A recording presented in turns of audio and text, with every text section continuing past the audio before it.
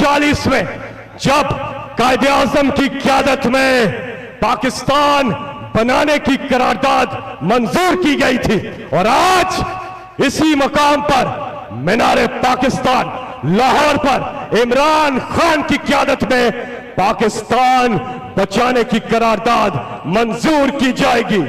वो लीडर जिसने अक़वाम आलम में नामूस से रसालत नबी आखिर ज़मा हजरत मोहम्मद मुस्तफ़ा सल्लल्लाहु अलैहि वसल्लम की नामूस का मुकदमा लड़ा, जिसने दुश्मन की आंखों में आंखें डालकर बात की, वो जो अपनी कौम के साथ डट के खड़ा है, और वो लीडर जिसने इंशाअल्लाह अब से चंद हफ्तों के बाद एक बार फिर पाकिस्तान के वजीर आजम का हल्फ उठाना है।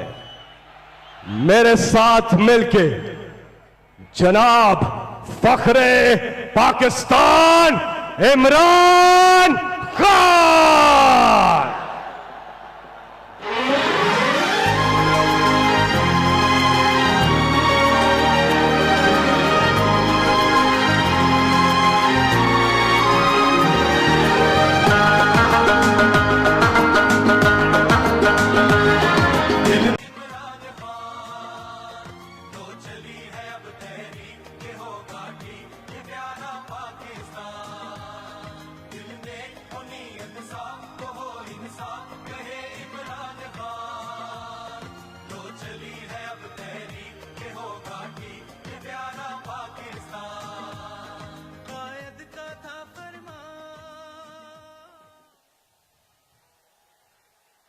बिस्मिल्लाहिर्रहमानिर्रहीम।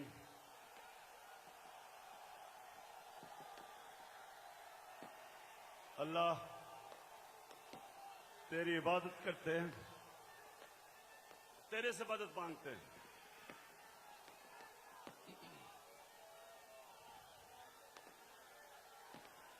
बहुत शुक्रिया, बहुत शुक्रिया, बहुत शुक्रिया। लाहौर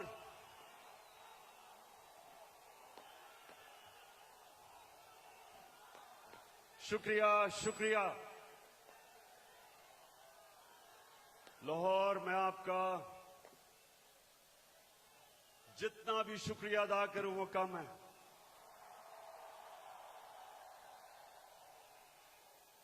मुझे पता था कि आप मुझे मायूस नहीं करेंगे।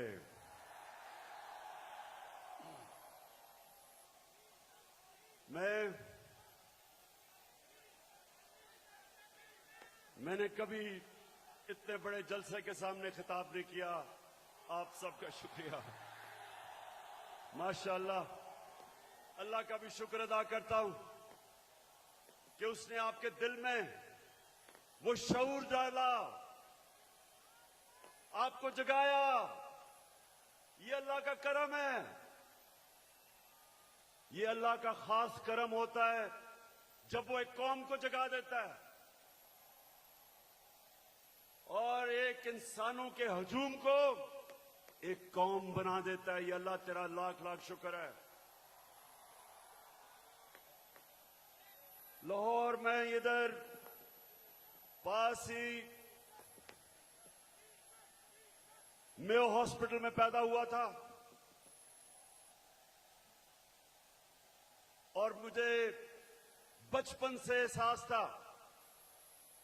ये आपने आज गौर से बातें सुनी। सामने प्लीज बैठ जाएं, बैठ जाएं, आप बैठ जाएं। वो नहीं देख सकते नीचे, बैठ जाओ, बैठ जाओ, बैठ जाओ, बैठ जाएं, सामने बैठ जाएं, वो देख नहीं सकते। बैठ जाएं प्लीज। देखें, मैं पाकिस्तान के साथ बड़ा हुआ हूं। मैं बार बार लोगों को बताता हूं कि मेरे मां बाप एक गुलाम हिंदुस्तान में पैदा हुए थे और उन्होंने पाकिस्तान की तहरीक में शिरकत की थी। और बचपन से उन्होंने मुझे एक चीज बताई कि तुम खुशकिस्मत हो कि एक आजाद मुल्क में पैदा हुए हो।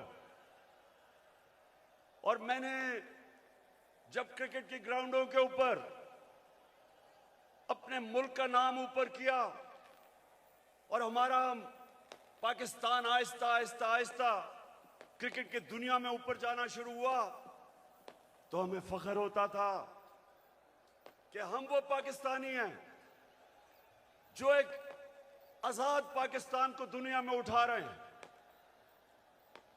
तो मेरे पाकिस्तानियों, लाहौर के लोगों, जो आप सब यहां हैं, जो बाहर हैं,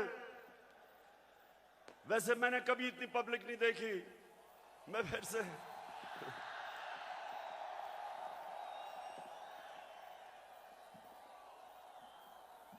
आप जितने भी लोग आज मेरी बात सुन रहे हैं, बड़े गौर से आज मेरी, क्योंकि मैंने आज आपको लाएमल देना है कि हमने ये ना गुलामी कबूल करनी है, ना ये इंपोर्टेड हुकूमत कबूल करनी है।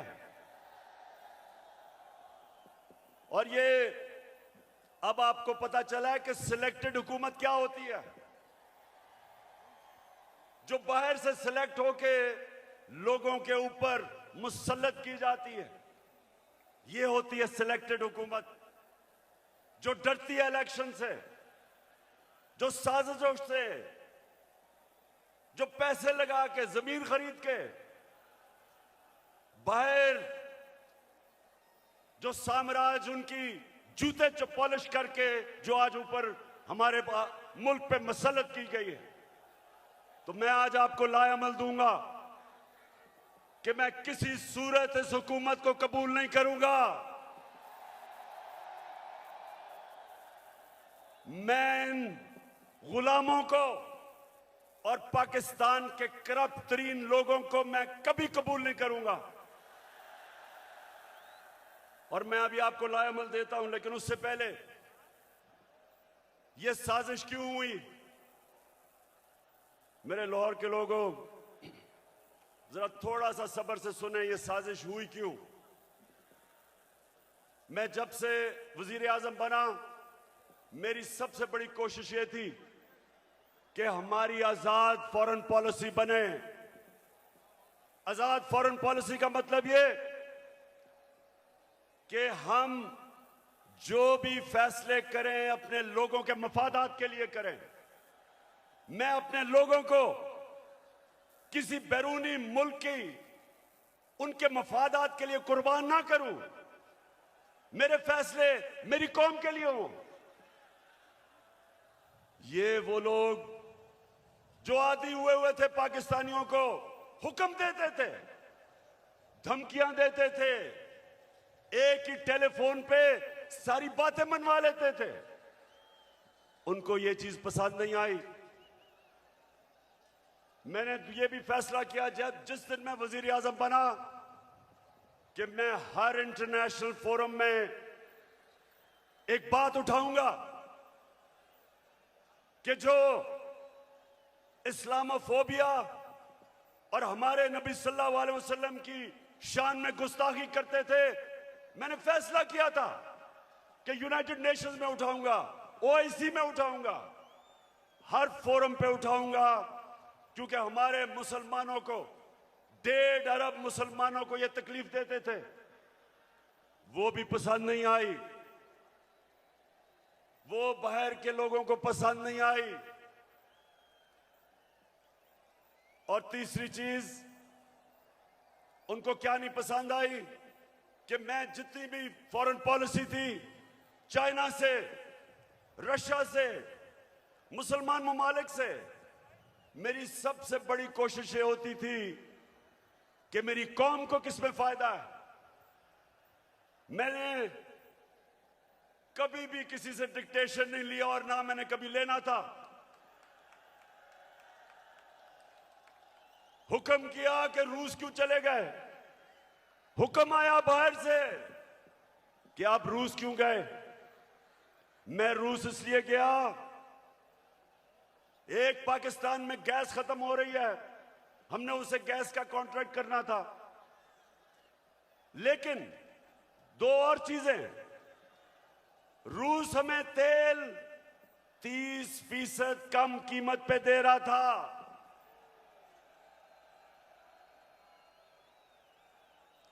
तेल 30% कम कीमत पे, इसका मतलब कि पेट्रोल और फजल रहमान को 30% कम पे हम बेच सकते थे।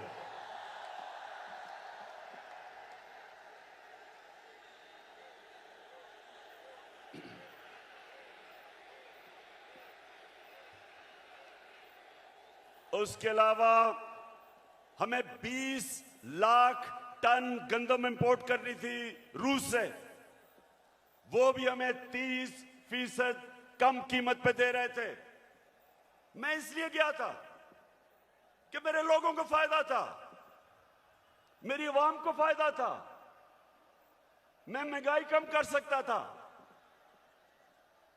और ये देखें कि हिंदुस्तान जो अमेरिका का करीबी एलाई है, स्ट्रेटेजिक एलाई है, वो तेल मंगवा रहा है रूस से। उसको अमेरिका ने कहा कि ना तेल खरीदो, उसने आगे से सीधा जवाब दिया अमेरिका को कि हम अपने लोगों के मफादात के लिए फैसले करते हैं। यानी कि हिंदुस्तान की फॉरेन पॉलिसी उनके लोगों के मफादात के लिए, और हमारी फॉरेन पॉलिसी किसी और कौम की मफादात के लिए। यह भी पसंद नहीं आई बात, चाइना से ताल्लुकात वो भी पसंद नहीं आए, तो तब बाहर से साजिश होनी शुरू हुई। लेकिन ये याद रखें कि साजिश कभी मुकम्मल नहीं हो सकती जब तक अंदर मुल्क के मीर जाफर और मीर सादिक ना बैठे हों। मीर जाफर वो गद्दार था जिसने अंग्रेजों के साथ मिलकर मुसलमानों की हुकूमत, सिराजुद्दौला की हुकूमत गिराई जाती मफादात के लिए। और मीर सादिक वो था निजाम हैदराबाद के साथ मिलके, अंग्रेजों के साथ मिलके टीपू सुल्तान को इन्होंने हरवाया। यहां भी मीर सादिक और मीर जाफर बैठे हुए थे जिन्होंने बाहर की साजिश में पूरा हिस्सा लिया।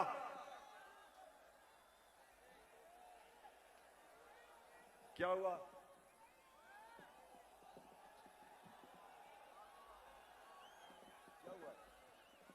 अच्छा सुना जरा, हो जाएगा ठीक। तो ये साजिश बाहर से हुई, अंदर मीर जाफर और मीर सादिक बैठे थे, अंदर थ्री स्टूजेस बैठे हुए थे, इन्होंने इनके साथ मिले। और भी इसके अंदर लोग मुलव्वस थे, और तारीख इन सारों को किसी को माफ नहीं करेगी जिन्होंने मिलके एक हुकूमत को कब गिराया।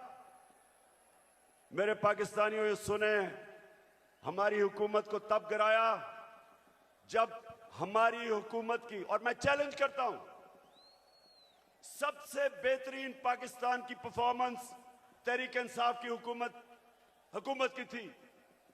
हमारी इकोनॉमी सही तरफ जा रही थी, 5.6% पे हमारी इकोनॉमी बढ़ रही थी।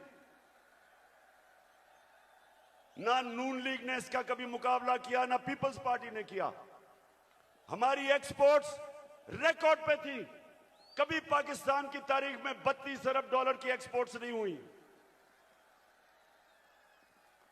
कभी पाकिस्तान में इतने बाहर से डॉलर्स नहीं आए।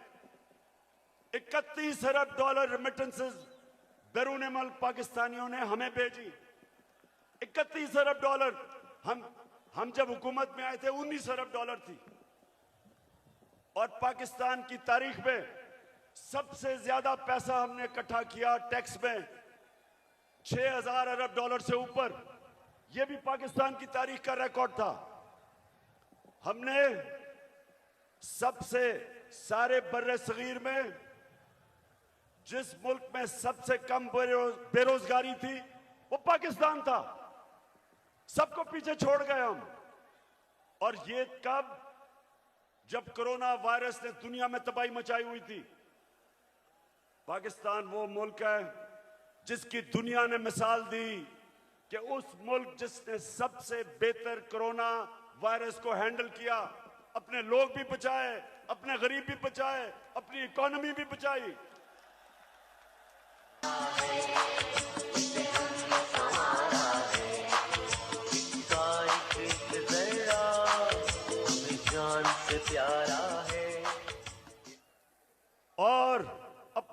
किसानों को, लाहौर के लोगों सुनो, हमने अपने किसानों को कैसे फायदा पहुंचाया। शुगर माफिया जो किसानों को कीमत पूरी नहीं देता था, टाइम पे पैसे नहीं देता था, क्योंकि सारे ताकतवर सियासतदान दोनों पार्टीज में शुगर माफिया का हिस्सा थे। हमने आके शुगर माफिया का मुकाबला किया, किसानों को पैसे दिलवाए ठीक टाइम पे और उनको कीमत सही मिली, उन्होंने अपनी जमीन पे लगाया। और पाकिस्तान की तारीख में 5 फसलों में की तारीख में सबसे ज्यादा पैदावार पाकिस्तान की तारीख में एक पिछले साल हमने किया। गंदम की रिकॉर्ड पैदावार, गन्ने की रिकॉर्ड पैदावार, मकई की रिकॉर्ड पैदावार, आलू की रिकॉर्ड पैदावार, चावल की रिकॉर्ड पैदावार, यह हमारे दौर में हुआ। जब दुनिया कह रही थी कि पाकिस्तान की इकोनॉमी सही रास्ते पे निकल गई है और जिस रास्ते पे जा रही है आईएमएफ की गुलामी से आजाद होने जा रही थी, तब इन्होंने हमारी हुकूमत को साजिश करके गिराया। पहले हुकूमतें गिरती थी, 2 दफा बेनजीर की हुकूमत गिरी, 2 दफा नवाज शरीफ की 90 की दिहाई में। जब भी गिरी करप्शन पे गिरी। मैं चैलेंज करता हूं, बताएं कि क्या इमरान खान ने कोई लंदन में फ्लैट लिए, कोई फैक्ट्रियां लगाई? मेरे पे आज इल्जाम लगाया जा रहा है कि जनाब तोशा खाना से इसने कोई चीजें ली। जरा लाहौरियों जरा सुनो, तोशा खाना है क्या, समझो पहले ये क्या है। जो भी तोहफा मिलता है प्राइम मिनिस्टर और उनके वजीरों को, जो भी तोहफा मिलता है वो तोशा खाना में जाता है। इनके जमाने में जब तोशा खाना में प्रेजेंट जाता था तो ये 15% पैसे दे के जो हुकूमत को जाती थी वो खरीद सकते थे। हम आए, हमने 50% रखा, 50% हुकूमत को जाता था और जो भी हम खरीदना चाहे हम खरीद सकते थे। जो भी मैंने खरीदी सब रिकॉर्ड के ऊपर है, सब कानून के अंदर है। और आज मैं आप सबको यह भी बता दूं कि मैंने उन पैसों से जो मेरे घर के नीचे सड़कें जो आम लोगों को भी फायदा पहुंचाती थी, वो तोशा खाना के पैसे से सड़क ठीक की, हुकूमत का पैसा नहीं लिया। मेरा जो घर है मैं कानून के मुताबिक उसको कैंप ऑफिस बना के सारे खर्चे हुकूमत देती है, यानी आप देते हैं टैक्स, आप टैक्स पेयर उसका पैसा सारा देता है। मैं अपने खर्चे देता हूं। मैं कोई ना लाहौर का घर ना वहां कैंप ऑफिस नहीं किया, अपने पैसे से वो चलाया। जो दीवार नीचे बनानी थी सिक्योरिटी फेंस, गवर्नमेंट से पैसे नहीं लिए, अपना ऑफिस चलाया, गवर्नमेंट से पैसे नहीं लिए। और ये लोग जो आज प्रोपेगेंडा कर रहे हैं, मैं चैलेंज करता हूं कि तुम्हारे मैं चैलेंज करता हूं कि कभी पाकिस्तान की तारीख में किसी प्राइम मिनिस्टर ने अपने ऊपर इतना कम पैसा खर्च नहीं किया जो मैंने किया। चैलेंज करता हूं। तो चली है अब तहरीक, ये होगा ठीक, ये प्यारा पाकिस्तान। दिल में हो नीयत साफ तो हो इंसाफ, कहे इमरान खान। तो चली है अब तहरीक, ये होगा ठीक, ये प्यारा पाकिस्तान। तो लाहौरियों, एक और वजह कि बाहर से साजिश हुई, अब ये जरा गौर से सुनना है आपने, क्योंकि मैं चाहता हूं इसके बाद जो मैं आपको लाएमल दूंगा वो बड़ा जरूरी है कि पहले आप समझ जाएं कि ये हुआ क्या, ये क्या, कितनी बड़ी साजिश इस मुल्क के खिलाफ की गई है।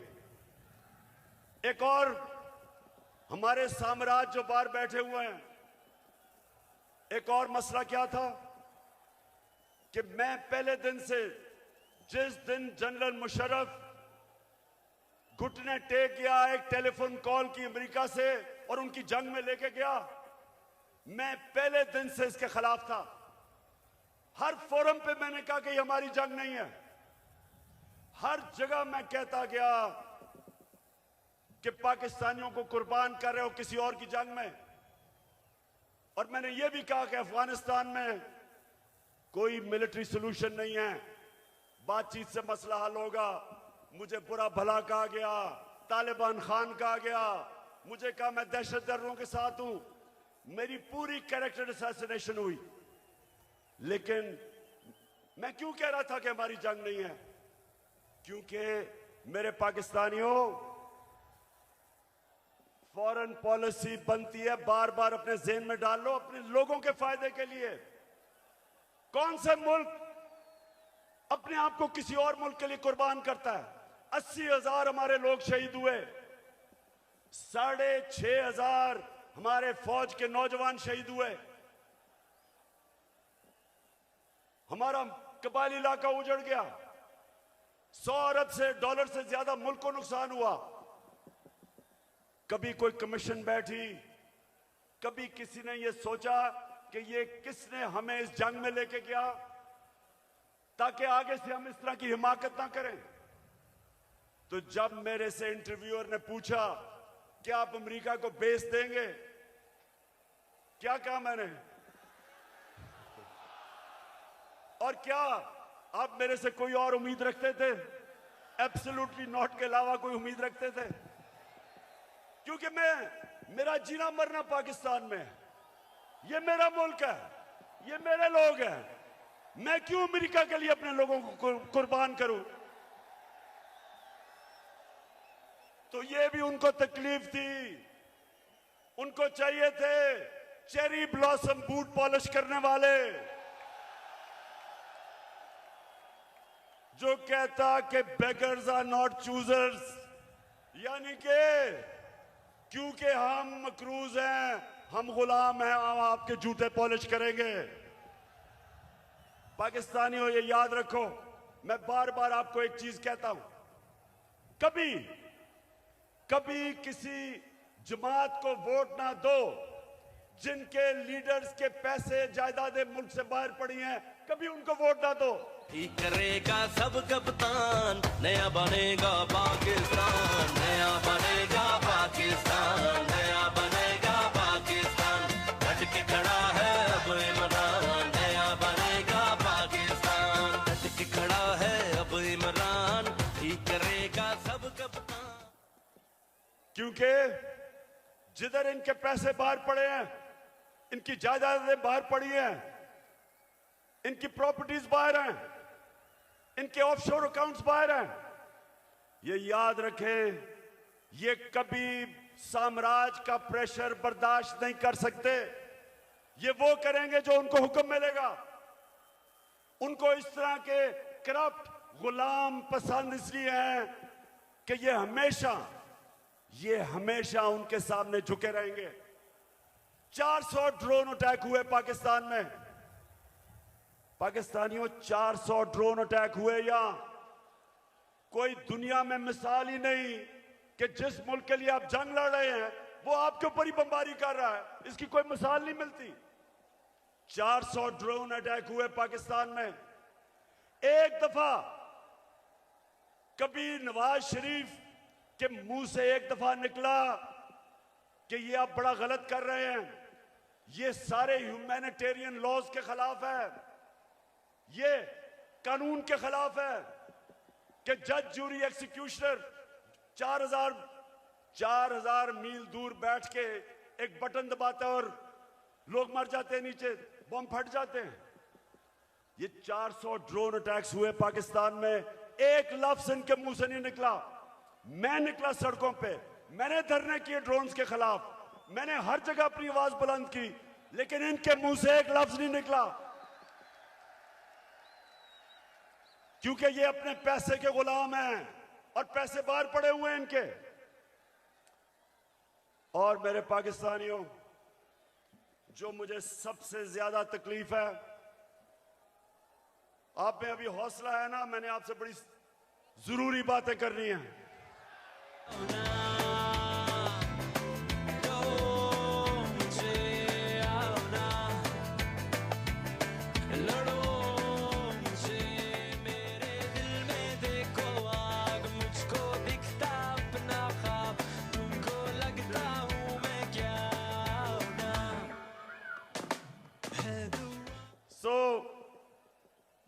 हुआ क्या?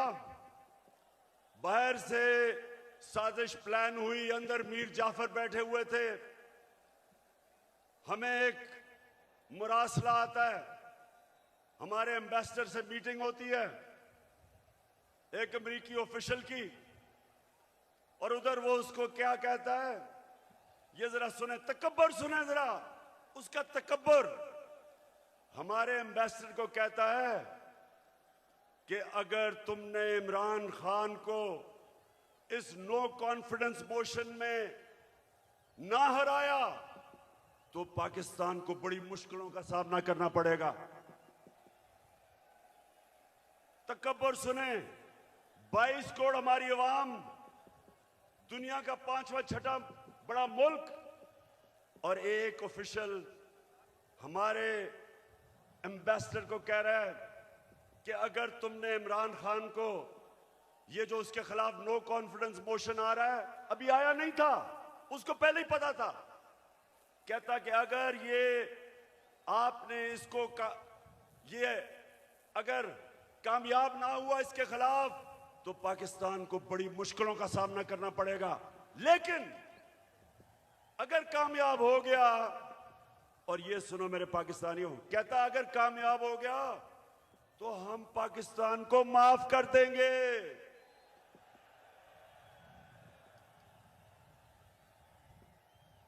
हमने क्या जुर्म किया कि वो हमें माफ कर देगा? कि क्या ये जुर्रत की कि हम रूस चले गए अपने मुल्क की खातिर, या ये कहा कि हम आपको बेस नहीं देंगे? तो मेरे लाहौर के लोगों, ये याद रखो कि उनको ये किधर से गलत आदतें पड़ी। हिंदुस्तान को क्यों नहीं ये कहते? इनकी जुर्रत है हिंदुस्तान के प्राइम मिनिस्टर को वहां, अच्छा प्राइम मिनिस्टर मैं हूं, ये सुना जरा, चीफ एग्जीक्यूटिव पाकिस्तान का मैं हूं, और मैसेज किसको दे रहे हैं? किसको कह रहे हैं किसको हटा दो? बताएं किसको कह रहे हैं? प्राइम मिनिस्टर तो मैं था। तो मेरे पाकिस्तानियों जरा गौर से सुने, ये साजिश फिर क्या होता है? एकदम अगले दिन अदम एतमाद की वो आती है तहरीक, वो टेबल करते हैं असेंबली में, और हमारे जनाब 20 लोगों को वहां सिंध हाउस में जाना शुरू हो जाते हैं, उनकी बोली लग जाती है, 20-20 करोड़ में उनके जमीर बिकने शुरू हो जाते हैं।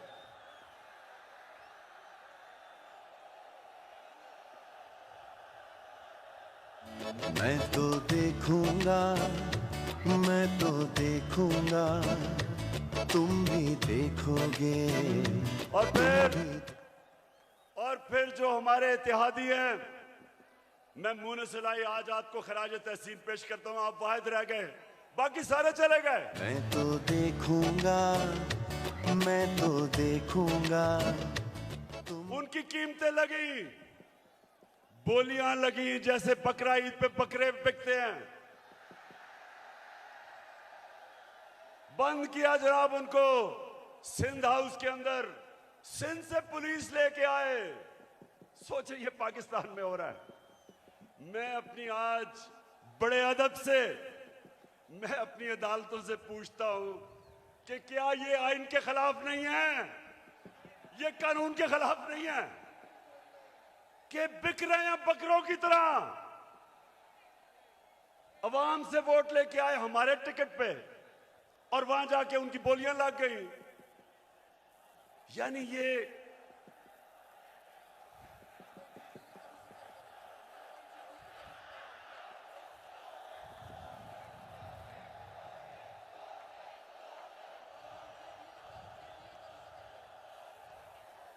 वैसे देखो मेरे पाकिस्तानियों, एक आप सब ने वादा करना है, वोट हमें दे या ना दे, मैं आप सारे पाकिस्तानियों से बात कर रहा हूं, लेकिन खुदा के वास्ते कभी इन लोटों को सारी जिंदगी वोट नहीं देना आपने।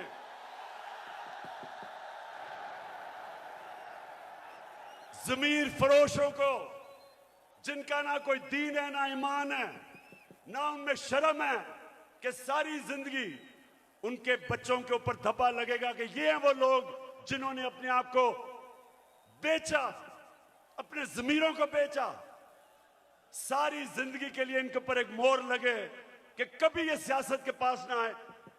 जिन जिन हलकों में ये जाएंगे, मेरी कौम पाकिस्तानियों, अगर आपने इनको किसी भी हलके में जीतने दिया, आप इस मुल्क से गद्दारी करेंगे।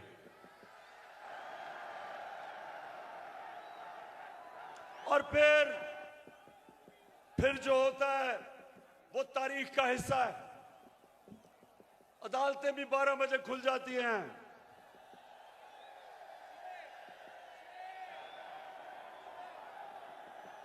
मेरे यहां दोनों स्पीकर बैठे हुए हैं, एक्स स्पीकर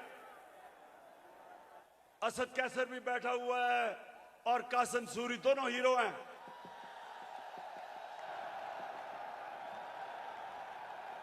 हम सारा वक्त, हमारे आइन में ट्राइकोटमी ऑफ पावर की बात थी।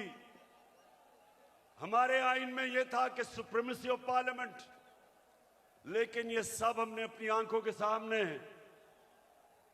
हमने सब ये इसको जाते देखा। और हमने फिर ये देखा, और ये सबसे तकलीफदेह चीज है पाकिस्तानियों, जरा मेरी ये बात सुननी है।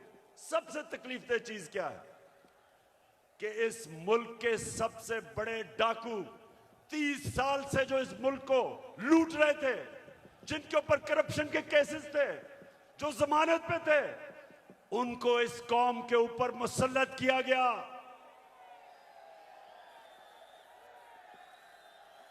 पाकिस्तानियों, मेरे से बेहतर शायद कोई भी पाकिस्तान की सियासत में ना अमेरिकनों को जानता है, ना यूरोपियंस को जानता है जो मैं जानता हूं। कोई नहीं मेरे से बेहतर जानता। उनके अपने मुल्कों में ये कोई तस्वर भी नहीं कर सकता, कोई सोच भी नहीं सकता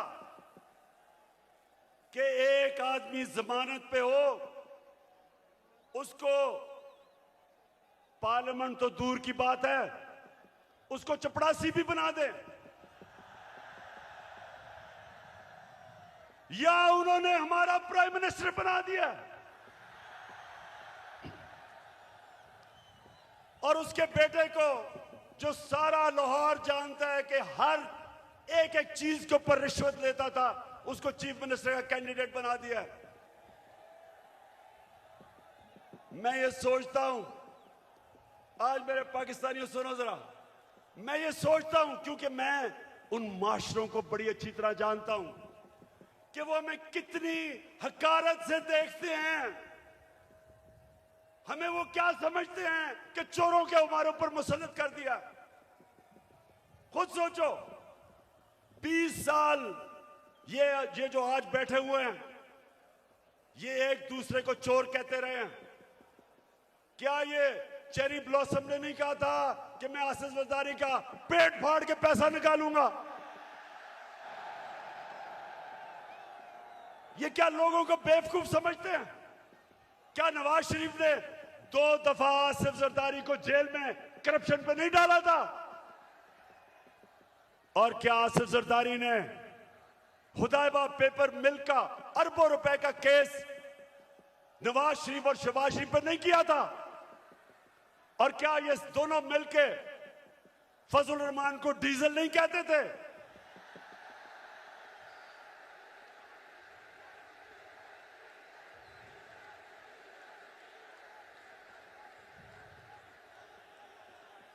इससे ज्यादा आप एक मुल्क के ऊपर क्या जुल्म कर सकते हैं कि ये 3 स्टूजेस को, ये मुल्क के माना डाकुओं को मुल्क के ऊपर मुसल्लत करें।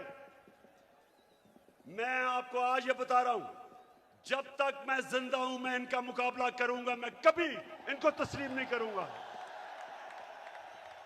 पुत्र हटाते नहीं बिकदे, ए पुत्र हटाते नहीं बिकदे, ही लभनी विच बाजार बुड़े, देन मेरे दादा दी ए देन।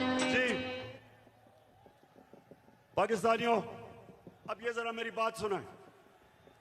ये इतना बड़ा इस मुल्क पे जुल्म किया इन्होंने कि आपको अंदाजा नहीं कि ये जो हमारे माशरे को करेगा, एटम बॉम्ब भी नहीं कर सकता। मेरे नबी सल्लल्लाहु अलैहि वसल्लम ने तकरीबन 1500 साल पहले कहा था, ये सुने मेरी बात खामोशी से, ये बहुत जरूरी आपके लिए समझना है कि क्यों पाकिस्तान एक अजीम कौम नहीं बन सका। 1500 साल पहले उन्होंने कहा था, मेरे पाकिस्तानियों, 1500 साल पहले उन्होंने कहा था कि वो कौमें बर्बाद हो जाती हैं जो छोटे चोरों को पकड़ के जेल में डालती हैं और बड़े डाकुओं को उनका निजाम पकड़ नहीं सकता। ये है आपके सामने। अब इससे बड़ी मिसाल क्या है कि 40 अरब रुपया शहबाज शरीफ और इसके बेटों के ऊपर 40 अरब रुपए के एफआईए में और नैब में केसेस हैं। एफआईए के 16 अरब रुपए इसके नौकरों के नाम पे एफआईए ने पकड़े हैं और इस आदमी को प्राइम मिनिस्टर बना दिया।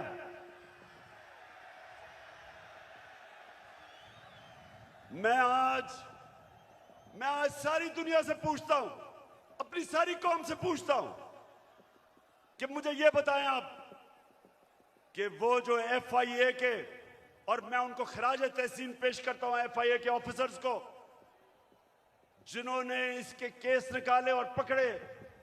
जब इसका बेटा सलमान शहबाज बाहर भाग गया, जब उसे पता कि एफआईए पकड़ने लगी है,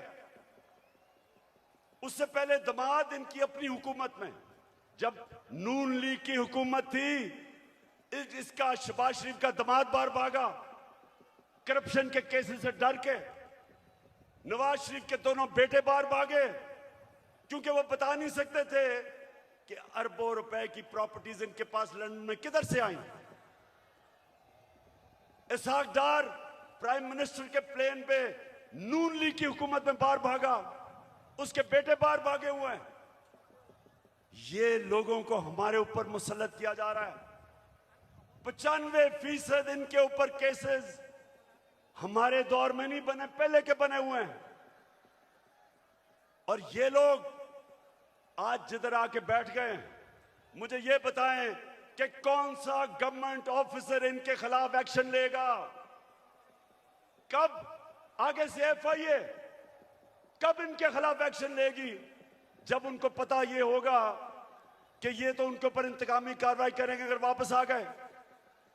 अब सोचें, कहीं दुनिया में होता है कि वो एफआईए जिसने इसके ऊपर केसेस निकाले हैं, ये उसी के ऊपर आके बैठ गया और सबसे पहले इसने उस दिलेर ज़हीन ऑफिसर को फारग किया जिसने इसके केसेस पकड़े थे। तो मैं फिर बड़े अदब से अपनी अदलिया से पूछता हूं कि क्या आपका काम नहीं इनकी हिफाजत करना, इन ऑफिसर्स की? क्या आपका काम नहीं कि एक कॉन्फ्लिक्ट ऑफ इंटरेस्ट, कि जो आदमी एफआईए में पकड़े हुए केसेस, आपका काम नहीं उनकी हिफाजत करना? तो पाकिस्तानियों, मैं आज आपके सामने एक और बात कहता हूं। 3.5 साल मैं हुकूमत में कोशिश करता रहा कि इनके केसेस आगे बढ़े। 3.5 साल में कोशिश करता रहा। पुराने केसेस थे इनके, जरदारी के ऊपर अरबों रुपए के केस थे, उसकी और उसकी वो जो ओमनी ग्रुप, बिलावल भुट्टो को भी उसी अकाउंट से पैसा जा रहा है, फेक अकाउंट से, जिधर रेहान अली को पैसा जा रहा है। साफ ओपन एंड शट केस। वो जो सिंध का चीफ मिनिस्टर है, उसके ऊपर पूरा केस ओपन एंड शट, लेकिन कुछ होता ही नहीं था। मेरे नीचे ना नैब भी मेरे नीचे नहीं, अदलिया आजाद। क्या कर सकते थे? 100 एफआईए के केसेस जो इसके ऊपर हुए और वो भी डर डर के बेचारों ने किया, तो मेरे हाथ में क्या था? और जिनके हाथ में पावर थी, मैं आज आपको यह कहना चाहता हूं कि वो करप्शन को बुराई नहीं समझते थे। उनके लिए करप्शन बड़ी चीज ही नहीं थी। उनके ख्याल में कि ये जो करप्शन है ये तो होती है, और उन्होंने, क्योंकि वो करप्शन को बुरा नहीं समझते थे, ये सबसे बड़ा इस मुल्क के ऊपर अलमिया है कि आज जिन लोगों को जेल में होना चाहिए था वो आज या वजीर बन गए और या प्राइम मिनिस्टर बन गए हैं और या वजीर आला बनने की कोशिश कर रहा है। तो पाकिस्तानियों, ये कौम ये बर्दाश्त नहीं कर सकती, कोई कौम ये बर्दाश्त नहीं कर सकती। इसलिए मैं अभी आपको लायामल दूंगा कि हमने करना क्या है, लेकिन मैं ये आपको वाज़ेह कर दूं, मैं जब तक जिंदा हूं मैं इस नाइंसाफी और जुल्म का मुकाबला करता रहूंगा।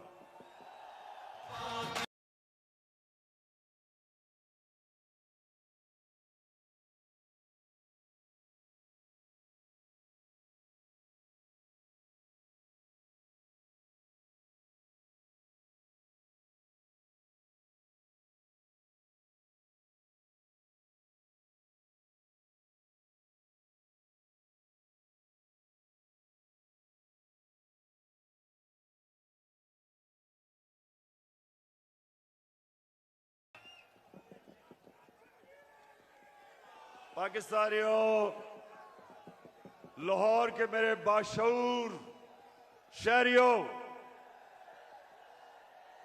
पहले बताएं आप तैयार होंगे जो मैं आपको बाद में बताने लगा हूं मेरे साथ इंशाल्लाह। अच्छा,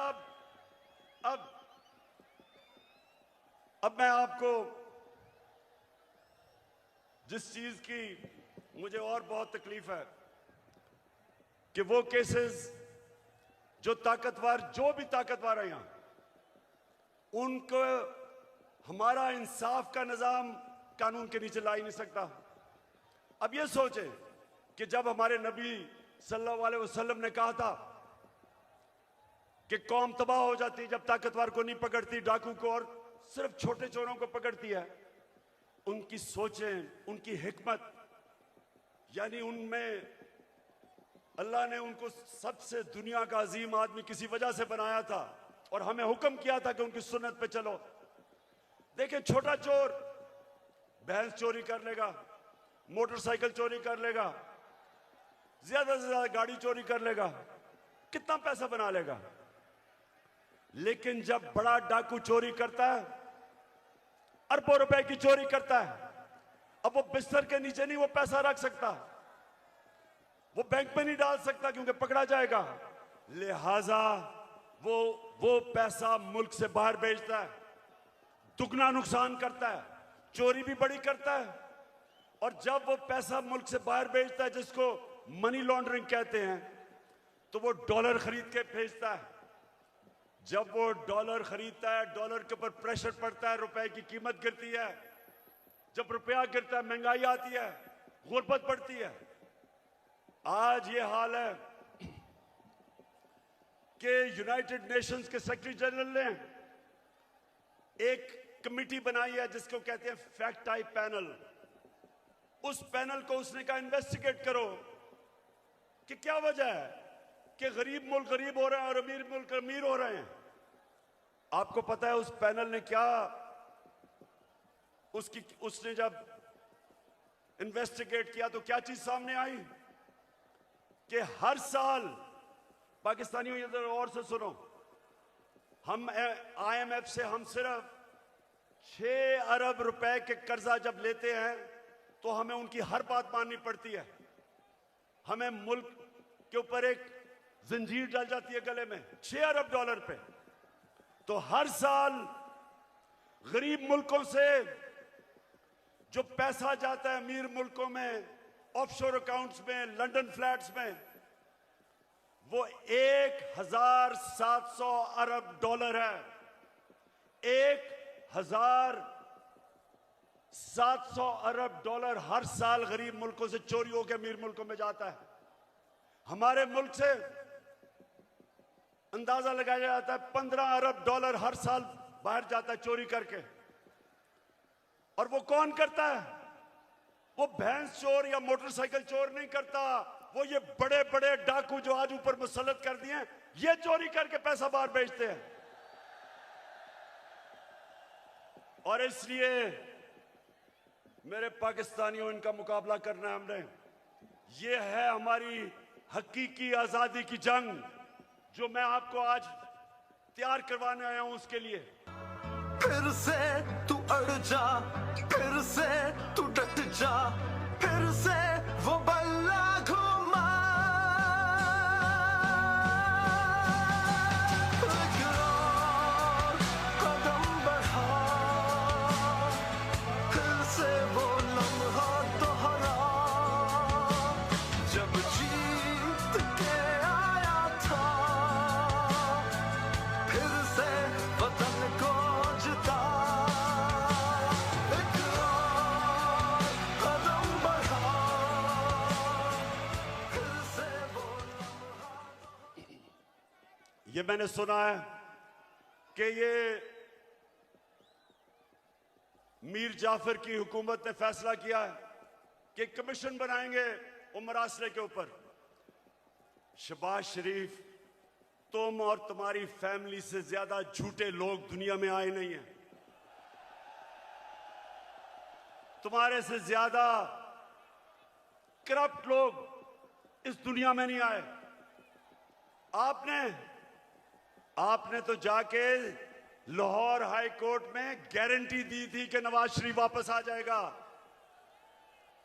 नवाज शरीफ ने नेशनल असेंबली में खड़े होकर कहा, जब पैनामा में ये पकड़े गए, पैनामा में क्या हुआ था? पैनामा में पता चला, इंकशाफ हुआ कि जो 4 महंगे तरीन लंदन में मेफेयर की अपार्टमेंट्स हैं वो मरियम के नाम पे हैं।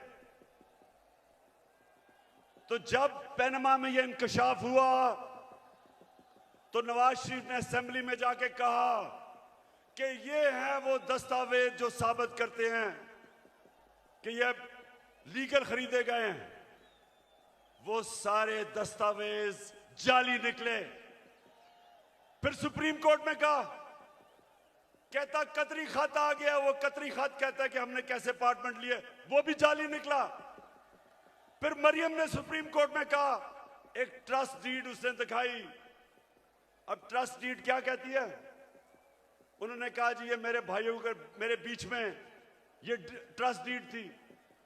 पता चला कि वो जिस कैलिबरी फॉन्ट से लिखी गई थी वो उस 2006 में आई नहीं थी। नकल में भी अकल चाहिए।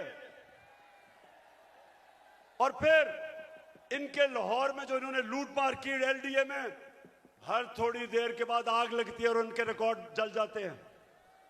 तो तुम्हारा ख्याल है शहबाज शरीफ कि हम तुम्हारी कोई कमीशन मानेंगे? हम सिर्फ एक कमीशन मानेंगे, सुप्रीम कोर्ट के अंदर ओपन हेयरिंग हो। जिस तरह धांधली के ऊपर कमीशन बनी थी, ओपन हेयरिंग हो, मीडिया के सामने हो, ताकि सबको पता हो कि कितनी बड़ी साजिश है पाकिस्तान से। और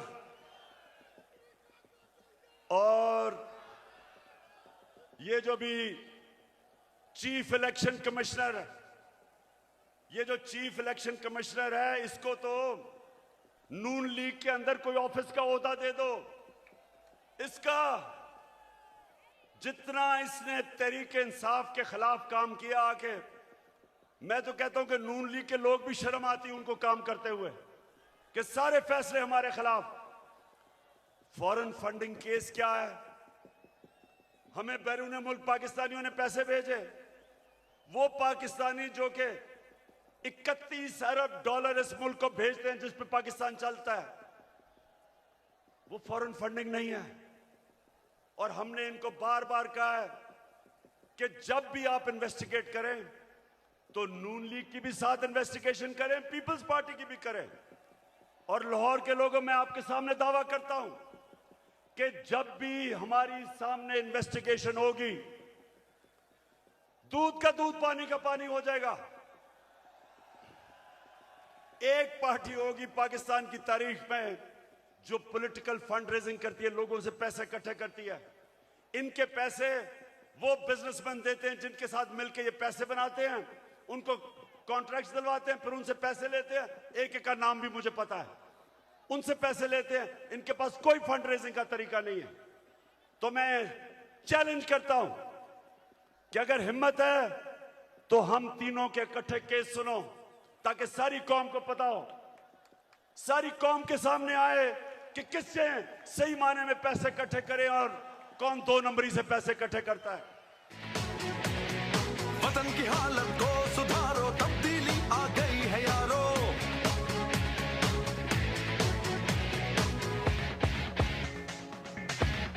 तब्दीली आ नहीं रही, तब्दीली आ गई है।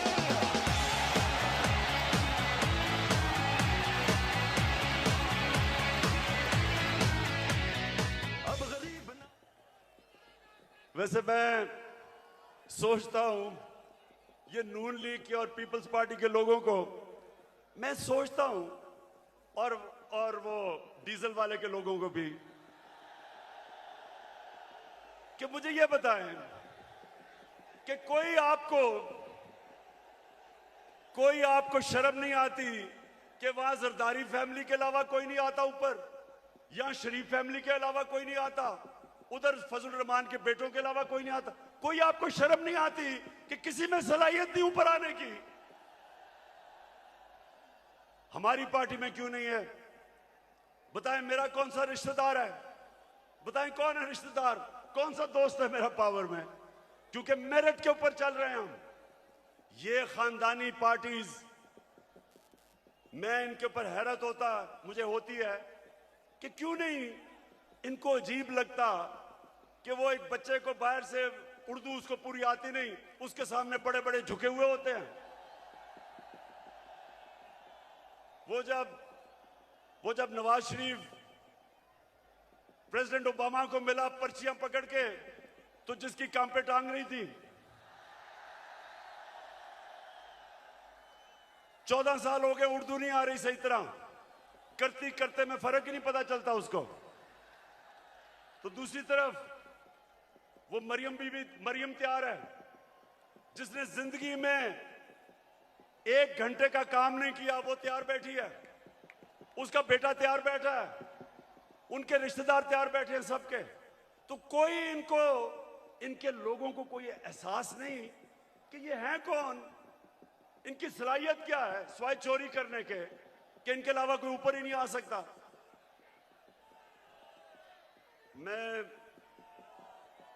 मैं आपसे आखिर में अब जो मैं बात करने आया था, आप सबको यहां इकट्ठा किया, उस पे मैं आने लगा हूं। तो मैं सबसे पहले पाकिस्तानियों, अब आपने थोड़ी सी जरा तहम्मुल से मेरी बात सुननी है, क्योंकि इसके लिए मैंने आज आपको बुलाया है। देखिए पाकिस्तानियों,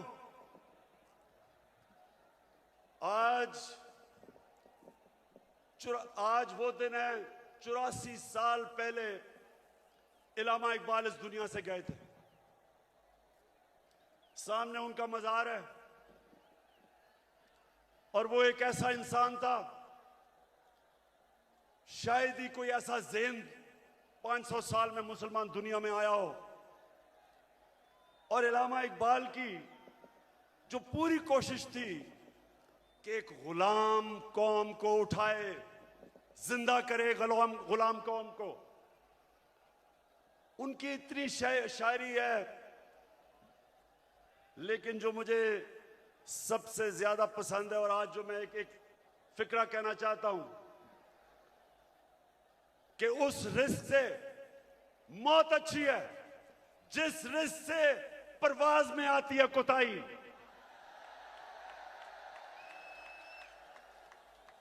पाकिस्तानियों, यहां 1940 में जब कायदे आजम ने पाकिस्तान की रेजोल्यूशन करारदाद पाकिस्तान पास की थी, तो वो क्यों एक इतनी बड़ी ख्वाब उन्होंने यह अनाउंस की थी कि हिंदुस्तान के मुसलमानों ने फैसला किया कि हम एक आजाद मुल्क में रहना चाहते हैं। ये पाकिस्तान सिर्फ इस खित्ते के मुसलमानों के लिए नहीं था। जो हिंदुस्तान में मुसलमान जो नहीं पाकिस्तान आ सके, उन्होंने भी वोट दी पाकिस्तान के लिए, क्योंकि पाकिस्तानियों बड़ी ख्वाब का नाम था पाकिस्तान। और पाकिस्तान का जो नारा था पाकिस्तान का मतलब क्या, मैं ये चाहता हूं आज कि पहले आप ला इलाहा इल्लल्लाह का मतलब सही माने में समझ लें। ला इलाहा इल्लल्लाह का मतलब यह है कि वो एक इंसान को आजाद कर देता है, एक छोटे इंसान को एक अजीम इंसान बना देता है। मौलाना रूमी ने कहा कि अल्लाह ने जब तुम्हें पर दिए क्यों चूंटियों की तरह जमीन में रेंग रहे हो, क्योंकि ला इलाहा इल्लल्लाह इंसान को पर देता है। जब इल्लामा इकबाल कहता है कि परवाज में कुताई ना आए तो कुताई तब आती है जब इंसान गुलामी करता है। कभी गुलाम बड़े काम नहीं कर सकता, सिर्फ एक आजाद इंसान बड़े काम कर सकता है। और मैंने रहमतुल लिल आलमीन अथॉरिटी इसलिए बनाई क्योंकि मुझे एहसास हुआ कि हमारे बच्चों को, हमारे नौजवानों को सीरत नबी का तो पता ही नहीं है। हमारे नबी सल्लल्लाहु अलैहि वसल्लम ने, ये जरा लाहौर के लोगों तहम्मुल से सुनो मेरी बात, उन्होंने मदीना में इंसानों को पर लगा दिए। वो अरब जिनकी कोई हैसियत नहीं थी, दो सुपर पावर थी दोनों तरफ, पर्शियन और रोमन एम्पायर, बेजेंटाइन एम्पायर, बीच में वो अरब जिनकी कोई हैसियत नहीं थी। मैंने इसलिए अपने बच्चों को फैसला किया कि हम सीरत नबी पढ़ाएं अपने नौजवानों को, ताकि आपको पता तो चले कि क्यों अल्लाह ने हमें हुक्म दिया है कि नबी के रास्ते पे चलो, क्योंकि उससे अजीम इंसान कभी आया ही नहीं, ना आ सकता। उन्होंने उन लोगों को जो बटे हुए थे कबीलों के अंदर, उनको सबको इकट्ठा किया एक नजरिए के ऊपर। ला इलाहा इल्लल्लाह का मतलब उनके दिलों में गया, उनकी जंजीरें टूटी, जंजीरें जो इंसान को जमीन पे रखती हैं।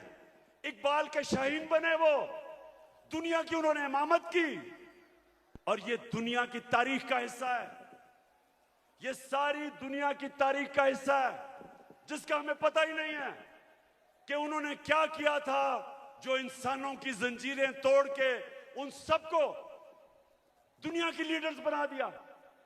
तो पाकिस्तानियों, इसलिए मैं आज आपके पास आया हूं कि ये जब कहता है कि बेकर्स कि हम जनाब मकरूज हैं इसलिए गुलाम हैं, शहबाज शरीफ तुम पैसे के गुलाम हो, हम कौम आजाद हैं। और दूसरा कहता है कि जनाब हम तो लाइफ सपोर्ट मशीन पे हैं, अमेरिका जब चाहे बंद कर दे।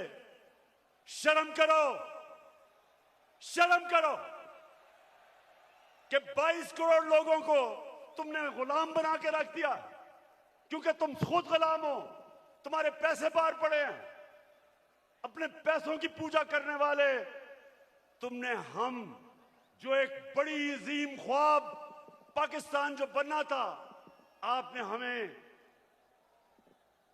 हमें चूंटियों की तरह जमीन पे रखा हुआ है। मैं आज आपको आजाद करने आया हूं, मैं आप आज से अहद लेने आया हूं कि हमने इकबाल का शाहीन बनना है। हमने किसी सूरत किसी के सामने झुकना नहीं है। हमने 22 करोड़ की एक ऐसी कौम बनना है, वो कौम बनना है। और मेरा लीडर कायदे आजम था, जो एक गुलाम हिंदुस्तान में भी आजाद आदमी था। तो पाकिस्तानियों, मैं चाहता हूं कि आप अपना मुकाम समझें। कुरान में अल्लाह कहता है कि मैंने इंसान को अशरफुल मखलूकात बनाया, सबसे अजीम मखलूक। फरिश्तों को कहा कि इंसान के सामने झुको। शैतान को उन्होंने जन्नत से निकाला एक वजह से, इबादत तो वो सबसे ज्यादा करता था अल्लाह की, क्योंकि उसमें तकब्बर था, कहता मैं इंसान के सामने नहीं झुकता। और अल्लाह ने उसे कहा कि तुम्हें भी अंदाजा नहीं कि मैंने इसको क्या सलाहियतें दी हैं। और कुरान में फिर ये भी है, जब इंसान ऊपर जाता है तो फरिश्तों के उससे ऊपर चला जाता है, लेकिन जब वो गिरता है जानवरों से नीचे गिर जाता है। हमारे ऊपर है, हम ऊपर जाना चाहते हैं या जमीन पर रेंगना चाहते हैं। पाकिस्तानियों, आप एक दफा फैसला कर लें। जब आप फैसला करेंगे कि हम किसी सूरत स्वाय अल्लाह के किसी के सामने नहीं झुकेंगे, आपकी परवाज ऊपर चली जाएगी। जिस दिन ला इलाहा इल्लल्लाह का मतलब आप समझ गए, आपकी जंजीरें टूट जाएंगी। ये जो गुलामी की जंजीरों में हमें डालना चाहते हैं टूट जाएंगी। अब सब उठ जाएंगे। 22 करोड़ लोग हैं बाहर, पाकिस्तानी बैठे हैं, हर किस्म की सलाहियत रखते हैं, लेकिन ये चोर और डाकू, पैसे के गुलाम, अगर ये आपके ऊपर बैठे रहे, ये मुल्क कभी आगे नहीं बढ़ेगा बल्कि नीचे जाएगा। हमारी कभी फॉरेन पॉलिसी आजाद नहीं हुई। स्वाय थोड़ी देर के भुट्टो के जमाने में, और भुट्टो को साजिश करके अंदरूनी मीर जाफर ने उसको फांसी दिलवाई। कभी उसके बाद आजाद नहीं हुई, लेकिन कभी इतनी गुलाम भी नहीं हुई जो ये 3 स्टूजेस के दौरान हुई है। जो इन्होंने हमारे साथ किया, जिस तरह इन्होंने हमें गुलामी करवाई, इसकी कोई मिसाल नहीं है। रमजी यूसुफ को पकड़ा दिया अमेरिकनों को हमारे कानून के बरखिलाफ। एमएल कांसी को पकड़ा दिया हमारी अदालतों को पूछे बगैर। एमएल कांसी के वकील ने अमेरिका की अदालत में क्या कहा, जब उन्होंने पूछा जज ने कि क्यों पाकिस्तान के कानून के बगैर आप इसको उठा के ले गए, तो उसका वकील कहता कि पाकिस्तानी अपनी वालदा को बेच देंगे डॉलरों के पीछे। और वो किसका दौर था? नवाज शरीफ का दौर था। हम नहीं बेचेंगे, नवाज शरीफ बेच देगा, पैसे का पुजारी है। फिर जनरल मुशर्रफ का दौर आया। 9/11 के बाद इसने पकड़ पकड़ के पाकिस्तानियों को ग्वांटानामो बे में दे दिए। मुल्ला ज़ईफ तालिबान का एम्बेसडर था। जिनीवा कन्वेंशन के मुताबिक उसको प्रोटेक्शन थी, उन्होंने उसके बावजूद पकड़ा दिया, उनको ग्वांटानामो बे में भेज दिया। हमारे मुल्क से लोगों को उठा उठा के ले गए। हम जंग उनकी लड़ रहे हैं और दुश्मन हम ही बने हुए हैं। 400 ड्रोन अटैक्स करवा दिए, कबायली इलाके को उजाड़ दिया। जो कबायली इलाके के लोगों को मुश्किलों का सामना करना पड़ा, आप सोच भी नहीं सकते। 35 लाख लोगों ने नकल मकानी की वहां से, 40 लाख लोगों ने स्वाद से नकल मुकानी की। या मेरे 2 एक्स मिनिस्टर्स बैठे हुए हैं। मुराद सईद, इसकी वालदा को उसी जंग में स्वाद में जब बम फटा तो उसकी वालदा के सर पे लगा, अभी तक वो कोमा में है, सालों से वो कोमा में पड़ी हुई है। यहां सरताज गुल है, उसका भाई यहां खुदकुश हमले में लाहौर में वो बेचारा शहीद हुआ। मेरे माँ और वालिद की दोनों तरफ से, एक जनरल बिलाल शहीद हुए वालदा की तरफ से, और न्याजी हमारे मियाँ वाली से शहीद हुए। 80,000 हमारे लोग मारे गए। क्यों? पाकिस्तान की जंग से क्या ताल्लुक था? क्योंकि गुलाम बैठे हुए थे। हमें कुर्बान किया गया किसी की खातिर, और हमें दुनिया में जिल्लत मिली। उसामा बिन लादेन को पाकिस्तान में आके इन्होंने खत्म किया। कोई 3 दिन कोई बोला नहीं। प्रेसिडेंट ओबामा अपनी किताब में लिखता है कि मुझे बड़ा खौफ था कि मैं सदर जरदारी को जब टेलीफोन करूंगा वो बड़ी मुजम्मत करेगा कि तुमने हमारे मुल्क में आके ये किया क्या। कहता जब 3 दिन के बाद मैंने जरदारी को टेलीफोन किया तो कहता मुझे मुबारक देनी शुरू कर दी उसने।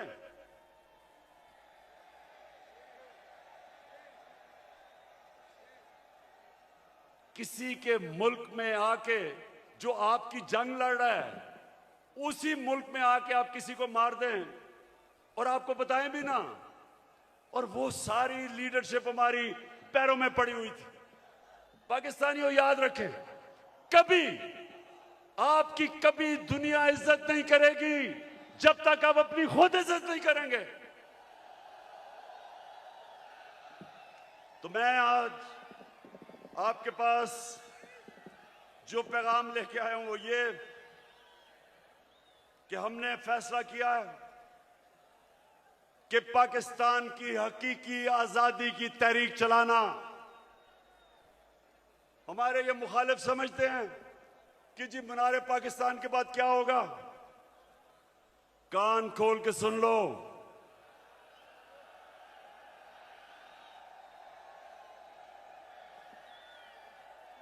कान खोल के सुन लो कि असल पार्टी तो अब शुरू हुई है। डट के खड़ा है अब इमरान, ठीक करेगा सब कप्तान, नया बनेगा पाकिस्तान, नया बनेगा पाकिस्तान, नया बनेगा पाकिस्तान।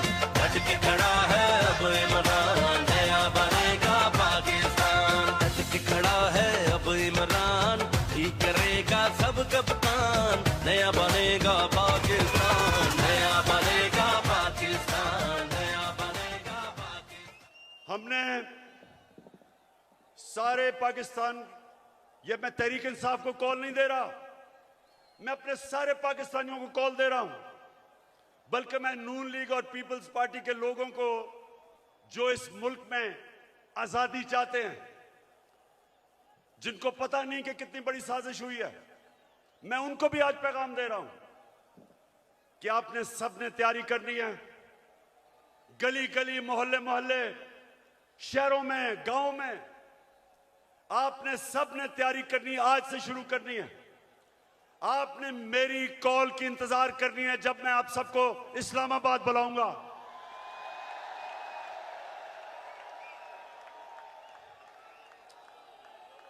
मैं आज ये वाजे कर दूं कि मैं किसी किस्म का तसादुम नहीं चाहता।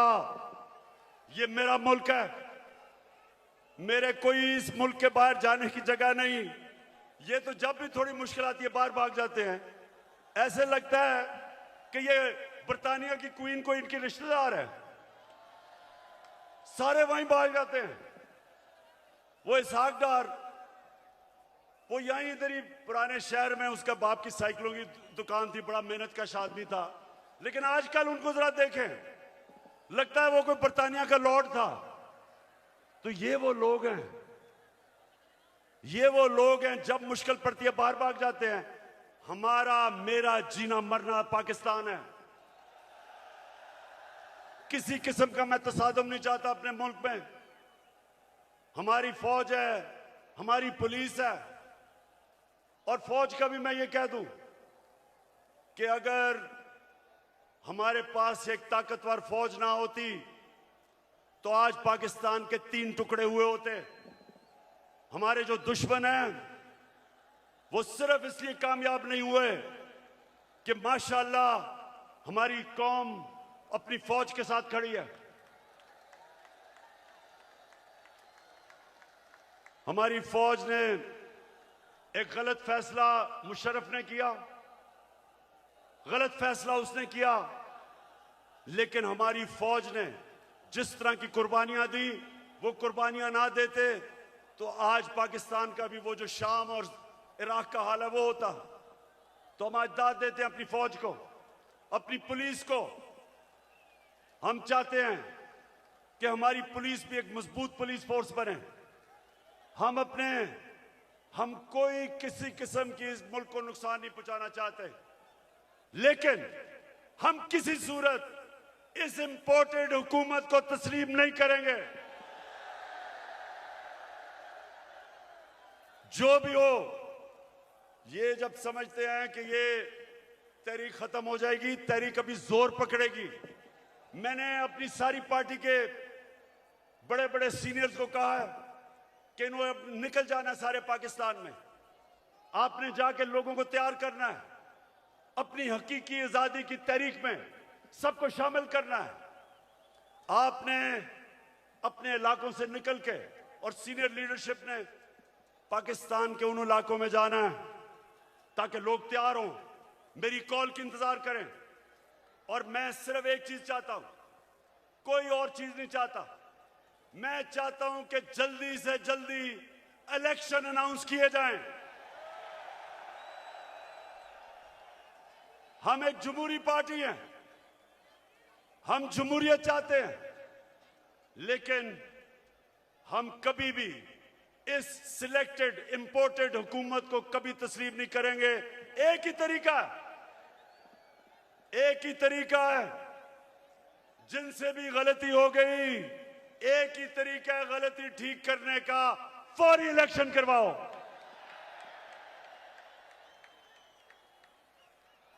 27वीं तारीख को मैं चाहता हूं मेरे पाकिस्तानियों, 27वीं तारीख को शबे दुआ की रात हम बनाएं, अल्लाह से दुआ करें कि हमारी हकीकी आजादी की तहरीक को कामयाब करे अल्लाह। और मैं सबसे अब आखिर में ये अहद लेना चाहता हूं, आपने आज हाथ खड़ा करके मेरे साथ एक अहद करना है कि आपने मेरे बाद रिपीट करना है। अभी जवाब आपको कहूंगा, रिपीट करना है। क्या हम सब आज अहद करते हैं कि हम अपने मुल्क की हकीकी आजादी और जमहूरियत के लिए